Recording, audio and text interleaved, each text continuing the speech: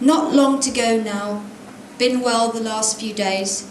Maybe there's nothing wrong up there, she ruminates. The baby is snoozing, looks utterly peaceful, arms flung back, breathing softly, grunting occasionally.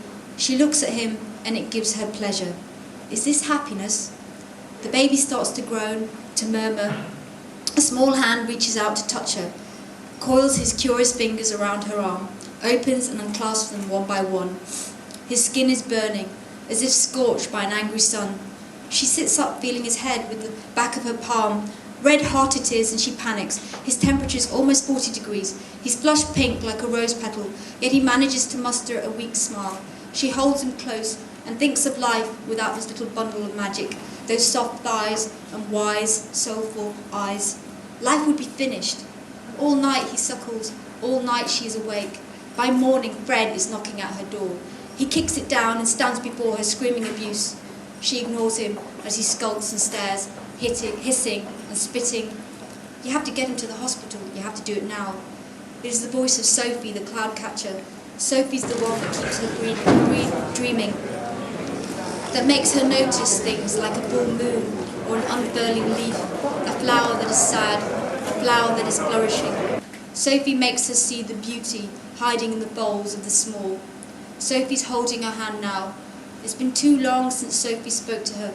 Sophie is the one who tirelessly tends the flowers in the garden she's trying to grow in her mind. Fred tramples on those tender blooms. The weeds start coming at her with their fangs, ripping out those buds one by one. She can't breathe. She starts to panic, but Sophie doesn't let go of her hand. She calls a friend whom she can trust. Don't worry, I'm coming, her friend says, and she does, taking her baby to hospital. He's still burning up, not eating or drinking. At least he's safe. She tells her other son, Fred is in the room, but I'll lock him back in the cupboard. Okay, her son says calmly. You're not scared, are you? No, I'm not scared. Go away, Fred. Leave my mummy alone, he shouts. She cycles home, eyes sore with fatigue. Fred makes her work. As soon as she walks through the door, hours of gardening, hours of cleaning, hours of drawing. He doesn't want her to stop. He doesn't want her to eat. She thinks she might collapse, that the children are better off far away from her, and her body and mind are giving up. The paediatrician calls. You have to come to the hospital now. She loathes hospitals and panics. I can't. I haven't slept. I have another son. You're not the only mother with 2 children. How can you look after your baby if you haven't slept? Fred wants a fight. His fists are raised. He's about to swear. Sophie stops him. Fred is not happy. She's not sure what to do. If I go to the hospital, Fred might burn it down with his uncontrollable gob. Sophie tells her, call Dr. Tace. He will know what to do. They've not spoken now for months. He picks up the phone immediately. He's friendly. Trust is tenuously re-established, and she's glad. She vomits her story in seconds. Don't worry, he says calmly. Say don't worry. Say don't worry. Yeah, that's how he talks. Yeah. She waits, paces up and down, eats a little, feels sick, then she gets a call. I've spoken to your psychiatrist. Your baby has a viral infection. Why don't you rest and you can pick him up in a few days? Okay. The woman sounds friendly and understanding. Her friend says, I can take you to the hospital. Really? You would do that?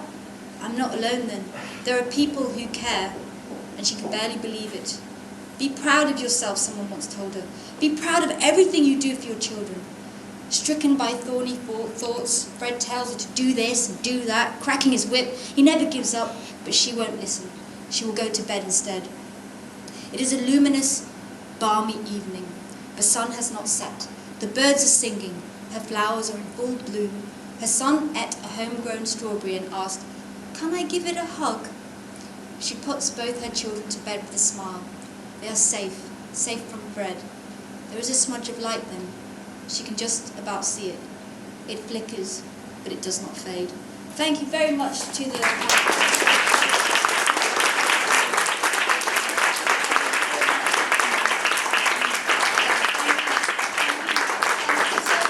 I'm so touched that you've all come. The play is tomorrow. Do I look like a fucking mad person? Do I look like a fucking mad person? Now I'm asking, do I?